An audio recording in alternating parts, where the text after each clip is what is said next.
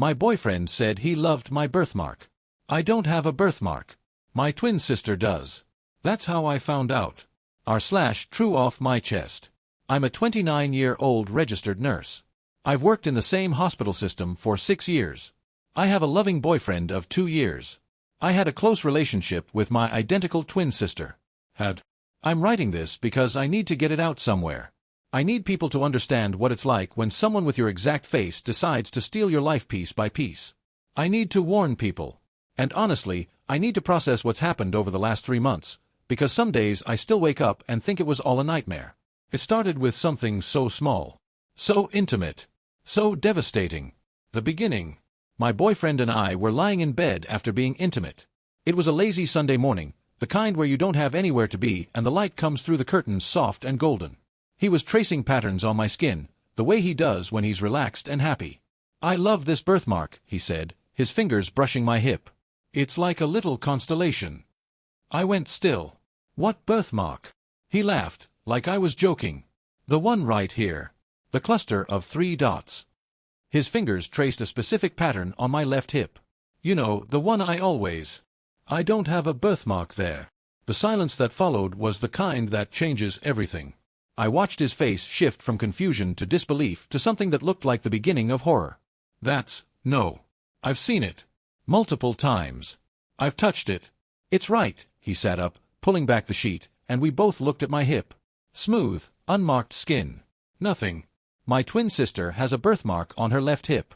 3 small dots, arranged like a tiny constellation. I know because we used to joke about it when we were teenagers, how it was the only way our parents could tell us apart as babies before they started dressing us in different colors. I looked at my boyfriend's face and realized he'd been intimate with someone who wasn't me. He couldn't tell the difference. Nobody could tell the difference. "When?" My voice didn't sound like mine. It sounded hollow. "When did you see it?" He was shaking. Actually shaking. "I don't. I thought it was you. It was always you. It's always been you. When did you see it?" He started naming dates. Nights I was supposedly there. Mornings I supposedly stayed over. And as he talked, I felt my entire reality start to crack. Because I remembered some of those nights. I remembered being exhausted from a 12-hour shift and telling him I was too tired to come over. I remembered him texting me the next morning saying what a great time he had, and I assumed he meant our phone call before bed. I remembered my sister offering to drop something off at his apartment when I was busy. I remembered her having a key to my place. Knowing my schedule. Knowing where I kept my spare clothes. My boyfriend didn't cheat on me. He was violated too. He thought he was with me. He loved me. And someone wearing my face, my voice, my mannerisms, had climbed into his bed and pretended to be me. He threw up in the bathroom while I sat on the bed, staring at the wall, trying to comprehend the depth of the betrayal. Update 1. The investigation begins, 1 week later. My boyfriend and I agreed to take some space while I figured out what was happening. He was devastated, kept apologizing even though he hadn't done anything wrong. He couldn't have known. We're identical. Same height, same weight, same voice. She knows how I talk, how I laugh, what jokes I make. She's had 29 years to study me. I started going through my life like a crime scene investigator. Phone records, calendar entries, photos, credit card statements. I created a spreadsheet, dates I was definitely somewhere else, cross-referenced with times my boyfriend or others thought they saw me. The first thing I found was the dates. In 2 years of dating, there were at least 7 occasions where my boyfriend thought he spent the evening with me, but I had documented proof I was elsewhere, working a night shift, at a conference 3 states away, visiting a friend in another city. 7 times. Maybe more. Those were just the ones I could definitively prove. 7 times my sister walked into my relationship and pretended to be me. 7 times she was intimate with a man who thought he was with the woman he loved. 7 times she sat at dinner tables and laughed at his jokes and held his hand and went home with him. I called my mother, trying to keep my voice steady. Did my sister ever mention spending time with my boyfriend when I wasn't around? There was a pause. A guilty pause. "Honey, she was just trying to help. She said you were so busy with work, and she didn't want him to feel neglected." Help. Mom, I couldn't say it. I couldn't tell my mother what her daughter had done. What exactly did she say she was doing? Just filling in. Going to dinner when you were too tired. Keeping him company.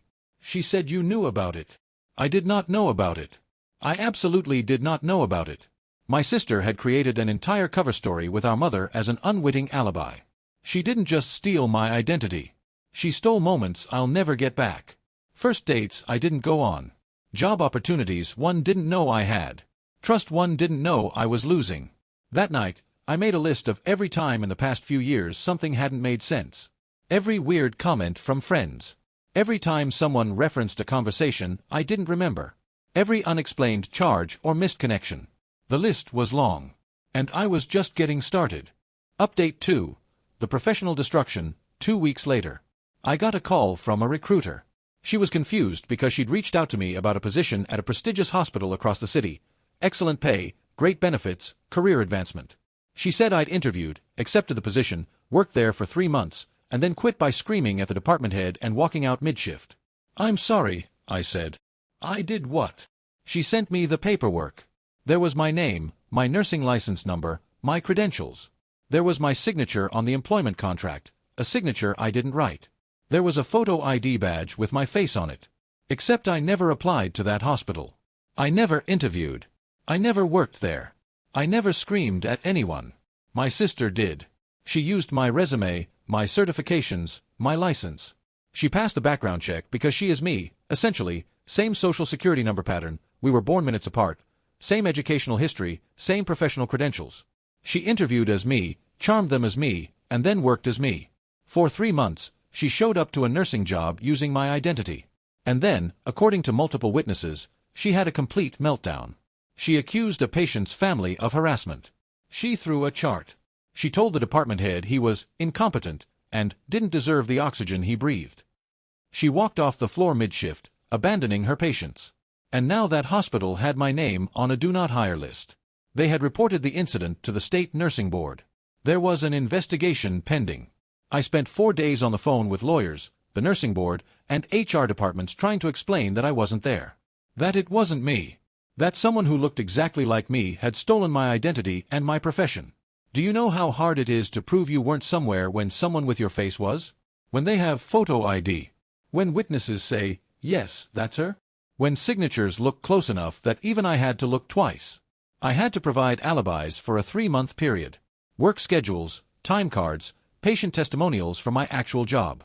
I had to prove I was in one place while I was simultaneously working at another. The nursing board investigator looked at me with exhausted eyes and said, in 20 years, I've never seen anything like this. Neither have I. Neither has anyone. Update 3. The deeper pattern, 1 month in. Once I started digging, I couldn't stop. The revelations kept coming, each one worse than the last. The credit cards came first. 3 cards in my name that I never applied for. The balances were small. She was smart about it, never going over a few $100s, never triggering fraud alerts. She'd been using them for years. Gas, groceries, small purchases. Just enough to build credit in my name while she enjoyed the benefits. Then came the speeding tickets. 4 of them over 2 years, all dismissed when I showed up to court and charmed the judge. Except I never got speeding tickets. I never went to court. She did, using my license, my face, my smile. The police officers who pulled her over wrote my information down because she gave them my ID. My ID. That she had somehow obtained a copy of. But the worst discovery came when I tracked down my ex-boyfriend. We dated for a year before my current relationship. He ended things suddenly, out of nowhere, a cold text message saying he couldn't do this anymore and then blocking me everywhere. I never understood why. I grieved that relationship for months. I found him on social media with a new account. I sent a message, I know this is strange, but I need to understand why you left so suddenly 2 years ago. His response destroyed me. He said I knew why. He said I couldn't pretend I didn't remember showing up at his apartment and telling him I was in love with someone else. He said I told him I'd been seeing someone behind his back for months.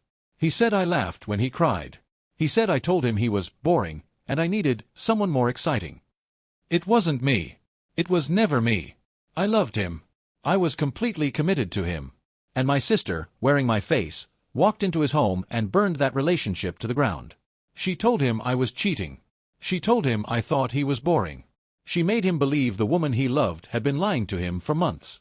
And then she vanished, and I was left with his silence, never understanding what I'd done wrong. I had done nothing wrong. I had never done anything wrong. But she had destroyed his trust in me, his memory of me, his entire understanding of our relationship. We have the same face, the same voice, the same fingerprints, almost. She's been wearing my life like a costume, and nobody noticed. Nobody could tell the difference between me and a monster. Update 4. The confrontation, 6 weeks in. I went to my sister's apartment. I didn't tell my parents. I didn't bring anyone with me. I just needed to look her in the eyes and understand. She opened the door and smiled. The same smile I see in mirrors. The same smile that had fooled my boyfriend, my ex, my employers, countless strangers. I was wondering when you'd show up, she said. Mom told me you've been asking questions. She invited me in like it was a casual visit. Her apartment was nice, nicer than mine. Decorated with things I recognized from my own taste. Photos on her fridge of places I'd never been but that she'd apparently visited as me. I stood in her living room and laid it all out. The boyfriend. The job. The credit cards. The ex. The speeding tickets. Years of violations, years of identity theft, years of systematic destruction of my life. She listened with this expression of mild annoyance. Not guilt. Not shame.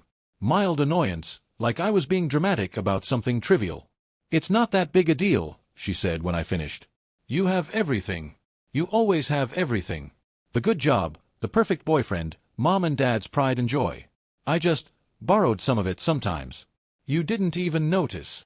I didn't notice because you were pretending to be me. She shrugged. Actually shrugged. We're twins. What's yours is mine, right? That's what we always said growing up. We were children. We were talking about toys. Not my career. Not my relationships. Not my identity. You're overreacting. She said it with such conviction. I helped you. With the boyfriend. He was going to leave because you were never around. I kept him interested. With the job. I was exploring options for us. For when you got tired of your hospital. You screamed at a department head and quit mid-shift. There's an investigation with the nursing board. You nearly cost me my license. That wasn't my fault. That manager was horrible. You would have done the same thing. I wouldn't have. I never would have. Because I'm not her. But she couldn't see that. To her, we were interchangeable. To her, my life was just an extension of hers that she could access whenever she wanted. The ex-boyfriend, I said. You told him I was cheating. You told him I thought he was boring. You destroyed that relationship on purpose. Something flickered in her eyes then. Something cold. He was wrong for you. I was doing you a favor. You were jealous. I was looking out for you. No. You wanted what I had, and when you couldn't have it, you made sure I couldn't have it either. She stood up then, and I saw something in her face I'd never seen before. A kind of emptiness. A void where empathy should be. You got all the luck, she said. Same genes, same upbringing, same opportunities. But somehow you got the good grades. The scholarships. The career. The relationships. Everyone loves you. Everyone thinks you're so special. But you're not special. You're just me with better timing. We're not the same person.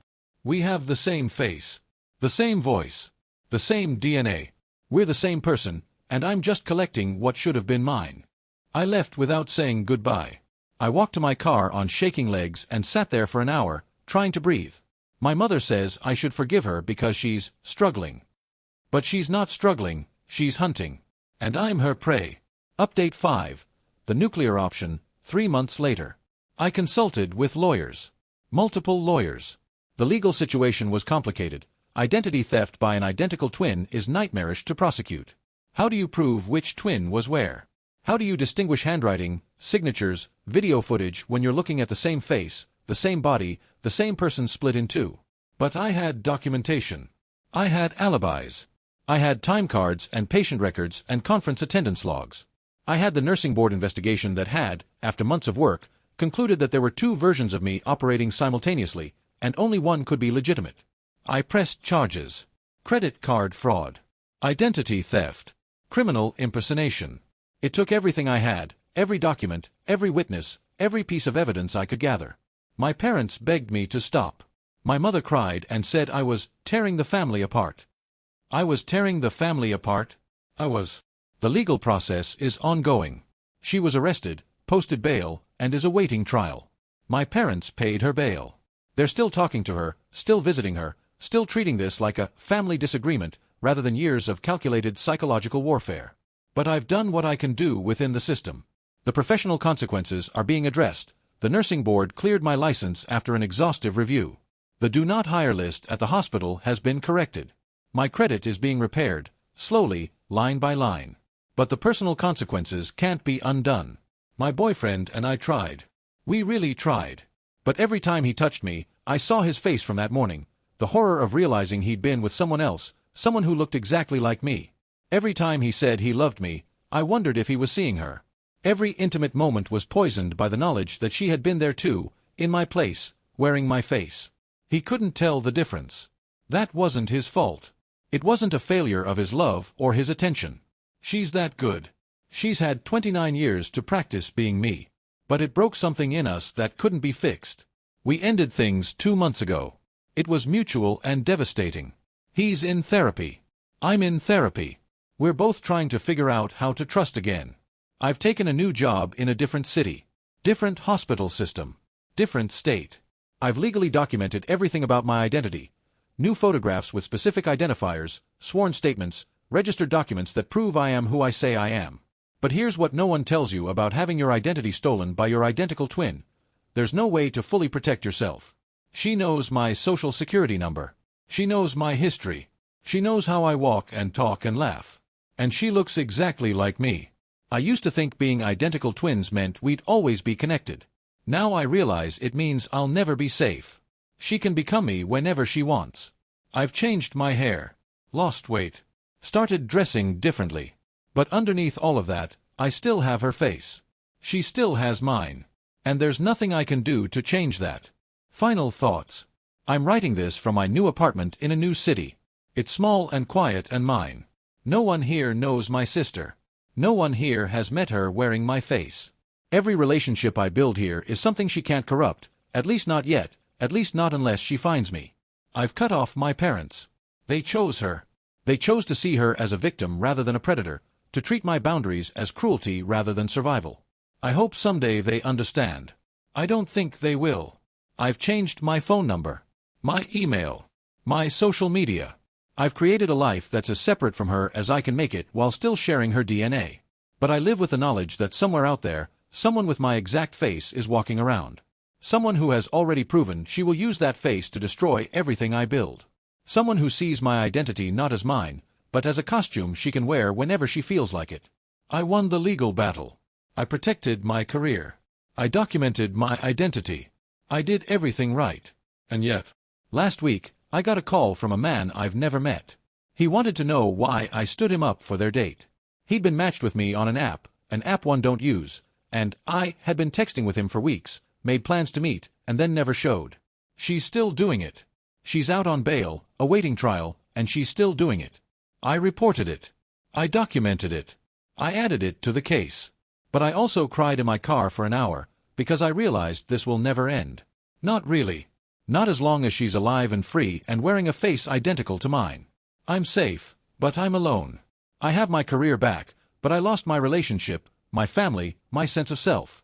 I won, but the victory tastes like ashes. If you have an identical twin, I hope to God they're nothing like mine. I hope you never know what it's like to see your face and wonder if it's really you looking back. I hope you never learn that the person closest to you, literally, genetically, the closest possible person, sees you not as a sister, but as a template. A costume. A life to steal. She told me I was overreacting. She told me she was just borrowing what was rightfully half hers. She took my boyfriend's trust, my ex's love, my professional reputation, my credit, my family, my sense of safety, my identity. And when I confronted her, she shrugged. I used to love her. I used to think that being twins meant we shared something special, something no one else could understand. Now I know that what we share is a face, and she's been using it as a weapon against me for years. I don't know how to end this except to say, I'm still here. I'm still me. Whatever she pretends to be, whatever she steals, whatever she destroys, I'm still the real one. I have to believe that matters. I have to believe that identity is more than a face, more than a name, more than documents and credentials and photographs. Because if it's not, if we really are interchangeable, if there's nothing that makes me me that she can't replicate, then she wins. Even from jail, even facing trial, even with her entire scheme exposed. She wins by proving that I was never special. That I was never unique. That everything I thought made me me was just an accident of timing that she could take whenever she wanted. I refuse to believe that. I have to refuse to believe that. But on the bad days, in the dark hours, when I look in the mirror and see her face looking back at me, I wonder. Edit. For everyone asking, yes, I'm documenting everything. Yes, I have a lawyer. Yes, I'm pressing every charge I can. The trial is scheduled for next year. And yes, I've considered whether she'll try again after. Whether she'll find me. Whether she'll keep wearing my life. I don't have an answer. I just have a new apartment, a new job, a new city, and a lock on every door. It's not enough. It will never be enough. But it's what I have. Here's what no one tells you about having your identity stolen by your identical twin. There's no way to fully protect yourself. She knows everything about me. And she looks exactly like me. It started with a birthmark I don't have. My boyfriend traced his fingers across my hip and said he loved this birthmark. 3 dots, like a constellation. I don't have a birthmark there. My twin sister does. I looked at his face and realized he'd been intimate with someone who wasn't me. He couldn't tell the difference. Nobody could tell the difference. She didn't just steal my identity. She stole moments I'll never get back. First dates I didn't go on. Job opportunities one didn't know I had. Trust one didn't know I was losing. 7 times she slept with my boyfriend pretending to be me. She applied for a job using my credentials, worked there for 3 months, screamed at the department head, quit mid-shift. Now my name is on a do not hire list and there's an investigation with the nursing board. She got credit cards in my name. Got out of speeding tickets using my license. And my ex-boyfriend? She showed up at his apartment wearing my face and told him I was cheating, that I thought he was boring. She burned that relationship to the ground and I never knew why he left. We have the same face. The same voice. The same fingerprints, almost. She's been wearing my life like a costume, and nobody noticed. When I confronted her, she shrugged. Actually shrugged. You have everything. I just borrowed some of it. You didn't even notice. My mother says I should forgive her because she's struggling. But she's not struggling, she's hunting. And I'm her prey. I pressed charges. Identity theft. Fraud. Criminal impersonation. My parents paid her bail. They're still visiting her. They think I'm tearing the family apart. I won the legal battle. Protected my career. Documented everything. But I lost my relationship. My boyfriend couldn't untangle me from her in his mind. I lost my family. They chose her. I lost my sense of safety. Last week, a stranger called asking why I stood him up for a date. An app one don't use. Texts I never sent. She's out on bail and she's still doing it. I used to think being identical twins meant we'd always be connected. Now I realize it means I'll never be safe. She can become me whenever she wants. I've moved cities. Changed jobs. Changed my hair. But I still have her face. She still has mine. I'm safe, but I'm alone. I won, but the victory tastes like ashes. If you don't hear from me, check the other account, the one that sounds just like me but says things I'd never say. That one's not me. It never was.